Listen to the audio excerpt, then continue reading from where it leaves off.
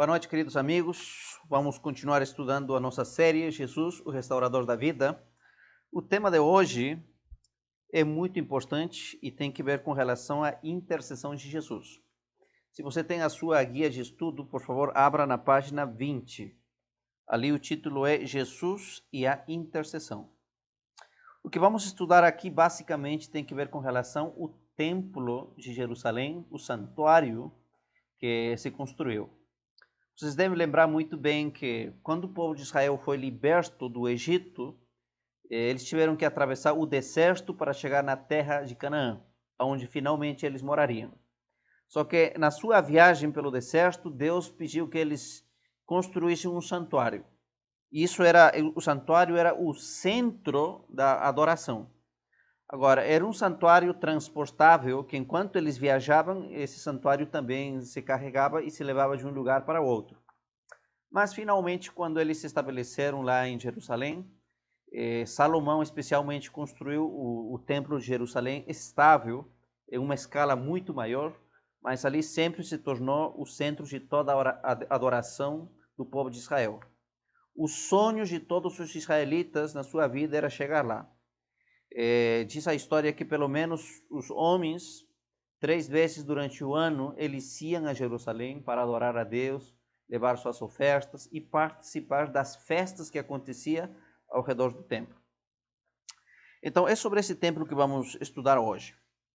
Eu lhe convido que abra sua Bíblia no Evangelho de Marcos, capítulo 11. Vamos ler a partir do versículo 15. Evangelho de Marcos, capítulo 11. Deixa eu ver aqui. Marcos, capítulo 11, a partir do versículo 15 até o 19. Na minha Bíblia tem como título, diz assim, a purificação do templo. Vamos lá. Diz o versículo 15. E foram para Jerusalém, entrando ele no templo, passou a expulsar os que ali vendiam e compravam. Derribou as mesas dos cambistas e as cadeiras dos que vendiam pombas. Não permitia que alguém conduzisse qualquer utensílio pelo templo. Também os ensinava e dizia, não está escrito que a minha casa será chamada casa de oração por todas as nações? Vós, porém, as tendes transformado em um covil de salteadores. E os principais sacerdotes e escribas ouviram estas coisas e procuravam um modo de lhe tirar a vida, pois o temiam, porque toda a multidão se maravilhava de sua doutrina. Disse, e vindo à tarde saíram da cidade. Quando Jesus chega em Jerusalém, e ele entra aí no templo, ele vai descobrir que esse templo que devia ser o centro da adoração, um lugar onde se encontrava Deus com seus filhos, havia se tornado um mercado. O templo, que era um lugar sagrado de adoração, onde aconteciam os sacrifícios solenes, lamentavelmente era um mercado. Lá se vendia, se comprava, lá havia animais para comprar, vender, utensílios. Era uma feira. Tudo bagunçado, tudo desordenado. E quando Jesus chega lá e ele vê esse caos naquilo que se tornou, ele fica irado e manda todo mundo sair ali. Agora, Jesus não pecou aqui, viu? Porque sentir ira não é pecado. O problema é pecar com essa ira. Lhes explico. Às vezes você vê uma injustiça lá fora. Você não fica feliz vendo uma injustiça. Você vai ficar com um sentimento de impotência, de dor por aquilo que está acontecendo. Isso não é pecado. Agora, pecado se torna quando essa ira te leva a fazer coisas erradas, desejar o mal, enfim. Então, Jesus ficou irado, ele começou a limpar o templo, porque ele viu que havia se tornado um covil de salteadores, de bandidos. E pegando mesmo essa linha que estamos vendo aqui, a gente precisa olhar um pouquinho para o contexto no qual nós estamos vivendo. O tempo no qual nós vivemos não é tão diferente quanto naquela época. Porque hoje em dia os templos, as igrejas, que deviam se tornar um lugar de refúgio, um oásis para as pessoas que estão cansadas, um lugar onde as pessoas encontram cura, esperança, encontram essa paz que só Deus pode dar. Hoje, lamentavelmente, as igrejas também se tornaram um covil de salteadores. Muitas igrejas hoje parecem mais um mercado, uma feira. Tem gente que vai procurando a Deus e lá é só negócio. Tem que comprar a caneta abençoada, tem que comprar a toalhinha abençoada, isso, aquilo, é um negócio, um mercado. Se Jesus estivesse hoje aqui também pessoalmente como há 2000 anos atrás, com certeza ele se indignaria e limparia muitas igrejas também. Mas especialmente Jesus fez isso com o templo de Jerusalém, um templo que devia ter sido sagrado, mas que havia perdido o seu foco. Mas eu quero estudar mais detalhes com vocês com relação a esse templo sagrado. E ali vem a nossa primeira pergunta. Diz assim: o tabernáculo ou tenda foi o primeiro templo sagrado dos israelitas. Já lhes disse que primeiro se construiu lá no deserto e depois lá em Canaã, em Jerusalém. Por que Deus ordenou que Moisés construísse o tabernáculo? Por que era tão importante? Em Êxodo capítulo 25, versículo 8, ali está a resposta. O motivo pelo qual Deus pediu que se construísse esse templo. Tá? Diz assim: e me farão um santuário para que eu possa habitar no meio deles. Ou seja, Deus disse, olha, vocês vão ter que construir um templo, um santuário, porque eu quero estar no meio de vocês. Deus queria estar no centro da vida de seu povo, assim como Deus quer estar no centro da tua vida. Deus não quer estar do lado do último, não. Deus quer estar no centro. Ele precisa liderar, governar a sua vida.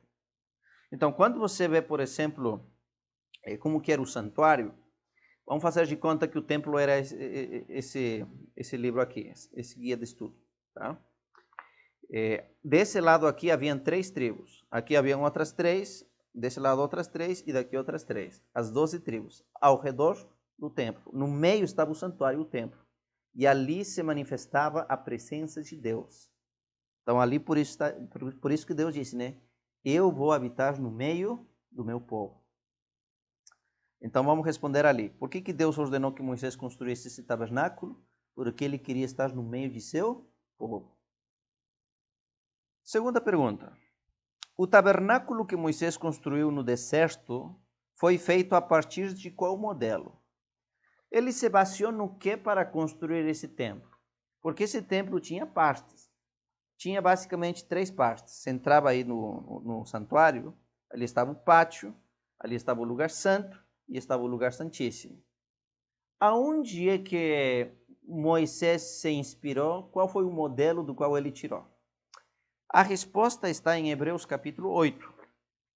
Vamos ver o que levou a Moisés construir esse templo. Hebreus capítulo 8, vamos ler o versículo 5 e 6. Diz assim: os quais ministram em figura e sombra das coisas celestes. Olha, falando aqui do templo de Jerusalém, o serviço que acontecia ali, e disse, olha, são os quais, diz aqui, versículo, deixa eu ler aqui de novo, eu estou me perdendo aqui, o versículo 5. São os quais são uma figura, ou seja, aquilo que havia aqui no templo de Israel, o santuário, era uma figura, uma sombra das coisas celestiais. Assim como Moisés, divinamente instruído, falou para construir o tabernáculo e disse, Deus lhe disse, vê e faça todas as coisas de acordo com o modelo que te foi mostrado no monte. E disse mais aqui, agora com efeito obteve Jesus um ministério tanto mais excelente quanto é ele também mediador de uma superior aliança instituída com base em superiores promessas. Ou seja, disse que Deus lhe mostrou a Moisés o modelo do qual ele devia se guiar. Quando Moisés subiu no monte, Deus lhe mostrou como que é o céu, o santuário celestial lá no céu.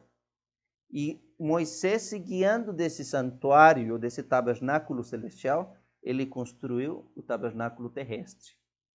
Ou seja, esse santuário no deserto era uma maquete daquilo que é o céu. Quando você estuda o santuário, de fato, você descobre como que ali está ilustrado o plano de salvação. Então, assim, Deus queria estar no meio do seu povo, mas Deus mostrou que esse templo se construísse de acordo com o desenho original que está lá no céu. Tá bom? Então vamos responder ali, a opção é o santuário celestial, foi o modelo. Número 3. Em que consistia a cerimônia diária no santuário terrestre? Ali tem o livro de Êxodo 28, 38, mas eu vou resumir para vocês um pouquinho como que acontecia o serviço diário. Para que era o templo? O templo de Jerusalém era para que os pecadores encontrassem perdão de seus pecados. Tá? Eles iam até Deus para que Ele os perdoasse e eles voltassem aí como uma nova criatura. Então, por exemplo, vamos fazer de conta que eu era um israelita. Eu sabia aquilo que eu devia fazer e aquilo que eu não devia fazer. Mas eu pequei, eu transgredi. O que eu mereço por ser um transgressor? Qual é o salário do pecado? O salário do pecado é a morte, eu preciso morrer. Mas havia a maneira de como eu me salvar. Eu devia procurar um cordeiro, e devia ser um cordeiro perfeito, não devia ter nenhuma mancha, nenhuma doença. Eu levava esse cordeiro perfeito até o santuário. Como transgressor, como pecador, eu podia entrar apenas até o pátio. Lá no pátio havia 2 móveis. Ali estava o altar dos sacrifícios e um pouquinho para frente estava ali uma pia ou um lavacro de bronze. Agora, quando eu chegava no altar do sacrifício, chegavam os sacerdotes e eles me entregavam aí, por exemplo, uma faca. Eu colocava minhas mãos sobre a cabeça do cordeiro, o israelita devia fazer isso, e devia confessar o pecado. Sinceramente, devia pedir perdão a Deus. Simbolicamente, o pecado do transgressor passava para quem? Para o cordeiro inocente. Olha, e nesse momento eu recebi a faca e eu devia cortar o pescoço do cordeiro. Ou seja, o cordeiro estava morrendo, pagando a consequência do pecado em meu lugar. Ele era inocente, mas ele estava carregando agora os meus pecados. Obviamente, ao ver essa cena, os israelitas, eles ficavam tristes e voltavam com um sentimento de perdão, mas ao mesmo tempo de dor e não querer pecar mais. Então era basicamente isso, levar o sacrifício o tempo todo, sacrificar. E quem matava era o próprio transgressor. Isso se fazia todos os dias. Todo transgressor ia levando seu cordeirinho e se matava. Agora, depois disso, o transgressor voltava feliz para sua casa. Mas agora continuava o processo ainda. O sacerdote pegava um pouco do sangue do cordeiro e depois colocava o cordeiro no holocausto como sacrifício. Tá? Mas com o sangue, o sacerdote se lavava na pia e o sacerdote entrava depois no lugar santo. O povo não podia entrar no lugar santo, só entravam os sacerdotes. E o que dividia o lugar santo do lugar santíssimo era um véu, uma cortina, muito linda, feita com desenhos de ouro. Nesse lugar, então, o sacerdote ele pegava o sangue e aspergia no véu. Tá? Era o registro do pecado do transgressor. E depois acabava ali. Só que esse véu não se trocava. Ficava durante 1 ano desse jeito. Todos os dias se colocando sangue. Eu não sei se você já teve a experiência de pegar um pano e limpar aí o sangue. Quando você deixa aí o pano no meio do sangue 2, 3 dias, como que fica? Fica podre, fedido, né? Então esse véu, essa cortina que separava o lugar santo do lugar santíssimo, era dessa maneira. Apodrecia, fedia por causa desse sangue que entrava ali. E assim são os nossos pecados na presença de Deus. Os nossos pecados são fedidos, desagradáveis, porque vai em contra daquilo que Deus espera das suas criaturas. Mas esse era o serviço diário, viu? Todos os dias se fazia o sacrifício e se levava o sangue para o lugar santo e se aspergia na cortina. Pergunta número 3. Foi o 3, né? A resposta ali é em que consistia a cerimônia diária? No sacrifício do cordeiro como substituto em lugar do transgressor. Número 4. Qual é a obra que Jesus como sumo sacerdote? Qual é a obra de Jesus como sumo sacerdote no santuário celestial? Se esse santuário, esse processo que acontecia ali, era uma sombra, uma figura do verdadeiro santuário, então aqui agora disse, né, qual é o trabalho que Jesus faz lá no céu? Porque esse altar do sacrifício, queridos amigos, onde o cordeiro era sacrificado, representa a cruz, onde Jesus, o nosso cordeiro, foi sacrificado. Ele morreu por cada um de nós. Quem matou a Jesus não foram os romanos, não foram os soldados. Quem matou a Jesus foi você e eu, fomos nós, por causa dos nossos pecados. Ele morreu em nosso lugar. Mas Jesus ressuscitou e foi para o céu, foi para o lugar santo, do santuário celestial. Então, nesse contexto, a pergunta, né, o que Jesus foi fazer lá? Que trabalho ele faz nesse lugar? Hebreus capítulo 8, versículo 1 e 2, diz assim: Ora, o essencial das coisas que temos dito é que possuímos um tal sumo sacerdote que se assentou à destra do trono da majestade nos céus, como ministro do santuário e do verdadeiro tabernáculo que o Senhor erigiu e não o homem. Diz que Deus, Jesus, se assentou na destra de seu Pai, lá no santuário celestial, no verdadeiro tabernáculo. Para quê? Para ele fazer o trabalho que o sacerdote fazia: interceder por todos os pecadores que chegam até a cruz arrependidos. Ou seja, quando os israelitas sacrificavam os cordeiros, eles sacrificavam olhando para o futuro. Um dia virá o verdadeiro cordeiro. Hoje nós não precisamos olhar para o futuro. Hoje nós olhamos para o passado. Porque no passado, Jesus, o cordeiro, veio morrer por cada um de nós. Então, pela fé, nós colocamos as nossas mãos em Cristo Jesus, pedimos perdão. E nesse momento que você se arrepende, confessa seus pecados, a sua transgressão, a sua culpa passa para quem? Passa para Jesus. Você pode voltar tranquilo, feliz, porque você foi perdoado por Jesus. Tá? Jesus faz o que o cordeiro fazia. Ele morre em seu lugar. Ele morreu por nós na cruz.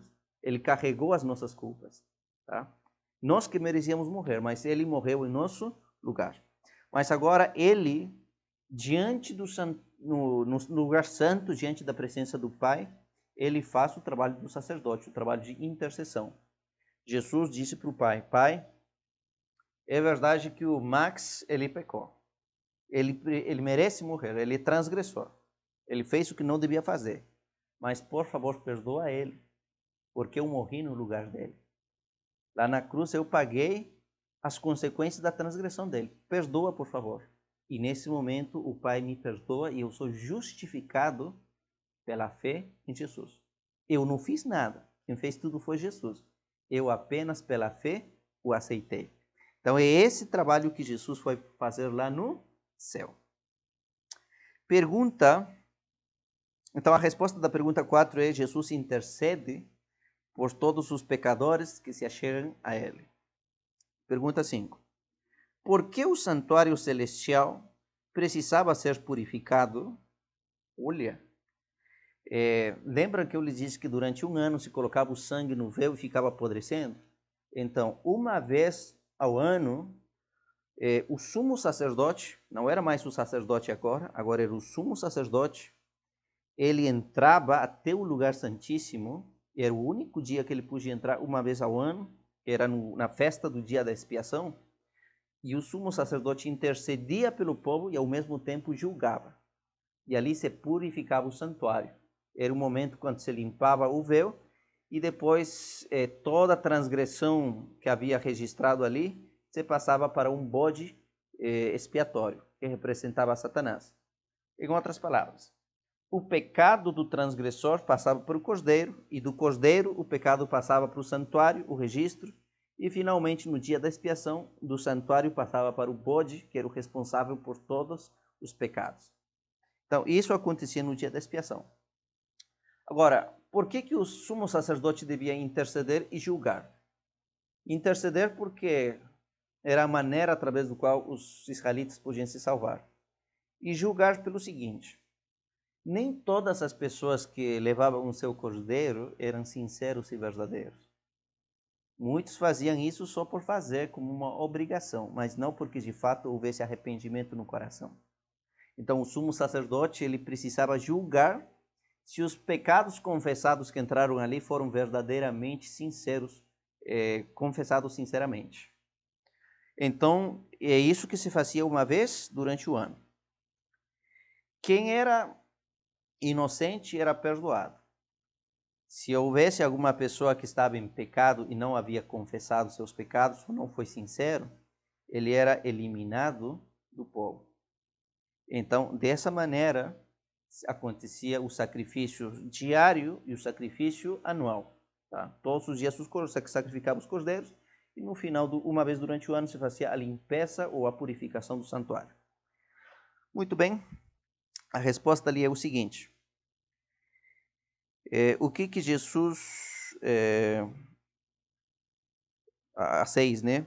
O que Jesus faz quando confessamos... Não, era o 5 que a gente falou agora, né? Por que o santuário celestial precisava ser purificado? Por causa dos pecados que estavam ali registrados, né? Então, assim como no santuário terrestre havia um registro dos pecados, assim também lá no céu, ali tem os livros dos registros onde estão registrados todos os nossos pecados.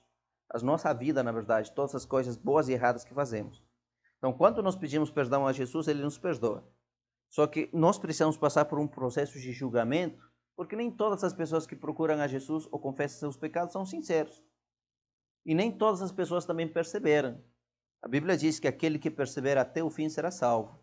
Mas tem muitas pessoas que aceitam a Jesus, estão 1 ano, 2 anos na igreja, mas depois se afastam e voltam uma vida tudo pior do que era anteriormente. Então essa pessoa é julgada porque não perseverou nos seus caminhos. Então assim, por isso se precisava julgar, porque nem todas as pessoas eram sinceras e verdadeiras. Então, o que Jesus faz no santuário celestial? Jesus julga as pessoas, né, para ver se foram sinceras ou não. Muito bem, vamos então agora para a pergunta número 6. Diz assim: o que Jesus faz quando confessamos os nossos pecados? Em 1 de João capítulo 1, o versículo 9, diz assim: se confessarmos os nossos pecados, ele é fiel e justo para nos perdoar os pecados e nos purificar de toda injustiça. Olha, se confessarmos, ele é fiel e justo para nos perdoar. Mas se não confessarmos, ele também não nos perdoa. Olha aqui é uma questão condicional. Jesus só perdoa aqueles que confessam seus pecados. O israelita era perdoado só quando ele levava seu cordeiro e pela fé confessava a sua transgressão, senão não era perdoado. E para isso ele precisava ser sincero. Por isso que todo ser humano é julgado para ver se foi um cristão verdadeiro ou não. Então vamos responder ali. O que Jesus faz quando confessamos os nossos pecados? Ele nos perdoa. Pergunta número 7. O que acontecerá quando Jesus terminar seu ministério no santuário celestial? Vamos ler aqui Apocalipse capítulo 14, versículo 14. Disse assim, ou seja, resumindo um pouquinho para vocês, quando o sumo sacerdote então entrava no lugar santíssimo, purificava, julgava, ele saía novamente. Isso é a volta de Jesus. Quando Jesus termine o trabalho de intercessão e de julgamento lá no santuário celestial, Jesus vai voltar para esse mundo. É a segunda vinda de Jesus. Então, nesse contexto, Apocalipse 14, 14 diz assim: olhei e eis uma nuvem branca, e assentado sobre essa nuvem, um semelhante ao Filho do Homem. Tinha na cabeça uma coroa de ouro, e na sua mão uma foice afiada. Aqui, João, ele tem uma visão e ele vê Jesus vindo nas nuvens como Senhor de senhores e Rei de reis. Tem uma coroa. Ele está na nuvem. Só que disse que ele tem uma coisa na sua mão. Ele tem uma foice afiada. Eu lhes pergunto, para que se usa uma foice? Uma foice se usa para fazer a colheita. E aqui tem que ver um pouquinho sobre as festas judaicas que aconteciam no santuário. No santuário de Israel haviam 7 festas. Havia a festa da Páscoa, dos pães asmos, das primícias, de Pentecostes, a festa das trombetas, a festa do dia da expiação e a festa dos tabernáculos, ou também chamada a festa das cabanas. E com relação a essas festas, haviam colheitas que se faziam. E Deus pega essa metáfora, essa ilustração, para falar sobre a colheita dos seres humanos, das pessoas que vão se salvar. Assim, essa questão das festas é um tema muito amplo. Não daria para estudar aqui nem nessa série. Mas se você está assistindo essa mensagem, eu te convido o seguinte: você quer aprender mais sobre as festas judaicas? Se inscreva no nosso canal no YouTube, A Última Mensagem. Ali, nos próximos dias, estaremos disponibilizando uma série de estudos que tem que ver com as festas judaicas e seu cumprimento profético. É uma série que tem aproximadamente 20 lições. O tema é muito amplo, mas você vai aprender grandes verdades ali. Então, o convite está feito. Então, assim, Jesus usa essa ilustração que ele tem na mão uma foice, porque ele está vindo fazer a colheita dos seres humanos. Quando você vê ali, há dois tipos de colheitas. Nos próximos versículos diz que é uma colheita que se faz de uva e uma colheita de azeitona. As azeitonas são os salvos que irão para o céu, e a colheita das uvas são os ímpios que vão ser colhidos para serem destruídos. Então, assim, o que acontecerá quando Jesus terminar seu ministério no santuário celestial? Ele voltará para levar os salvos para o céu e para que depois os ímpios eles sejam finalmente destruídos. Tá bom? Em outras palavras, você pode colocar aí no seu guia de estudo: Jesus voltará para fazer a colheita final da humanidade. A última pergunta, a número 8, disse assim: que segurança o trabalho de Cristo no santuário ele nos dá? Repito a pergunta: que segurança o trabalho de Cristo que está fazendo lá no santuário nos dá? Em 1 de João capítulo 2, versículo 1 e 2, disse uma coisa maravilhosa. Deixa eu ver aqui. 1 de João, capítulo 2, versículo 1 e 2. Disse assim, Jesus: filhinhos meus, olha que palavra linda, filhinhos meus, estas coisas vos escrevo para que não pequeis. Se todavia alguém pecar, temos um advogado que está junto ao Pai, Jesus Cristo, o justo. Ele é a propiciação pelos nossos pecados, e não somente pelos nossos próprios, mas pelo mundo inteiro. Então, toda pessoa, hoje em dia, que peca, pode colocar as mãos em Jesus pela fé, aceitar seu sacrifício na cruz, pode ser perdoado e justificado. Não importa qual seja nosso pecado, a nossa falha. Jesus pagou e fez providência para pagar todos os pecados dos seres humanos. Você apenas precisa se achegar a Ele. Eu gosto muito do que o Martinho Lutero dizia. Ele dizia assim: toda vez que eu olho para mim, eu não vejo como me salvar. Mas toda vez que eu olho para Cristo, eu não vejo como me perder. O santuário ilustra isso. Ilustra que você precisa olhar para Jesus. E quando você olha para Ele, não tem como você se perder. Que você experimente o perdão e a salvação em Jesus. Amém? Então vamos terminar fazendo a nossa oração. Eterno Deus, nesse momento colocamos os nossos olhos no trabalho maravilhoso que Jesus faz no santuário celestial. Obrigado, Senhor, porque mesmo merecendo morrer, nós encontramos uma maneira de sermos salvos através da morte e do sacrifício de Jesus em nosso lugar. Então, pela fé, Senhor, confessamos os nossos pecados, entregamos as nossas vidas a Ti. Em nome de Cristo Jesus. Amém. E Deus venha lhe abençoar. Continue participando da nossa série de estudo. Na próxima lição estaremos estudando sobre Jesus e o destino do mundo. É um tema maravilhoso. Mas antes disso, eu quero lhe lembrar a sua tarefa. A sua tarefa está aqui na página 22, tá bom? Deus te abençoe, foi uma alegria ter passado esse tempo aqui com vocês estudando. Nos encontramos na próxima lição. Um abraço.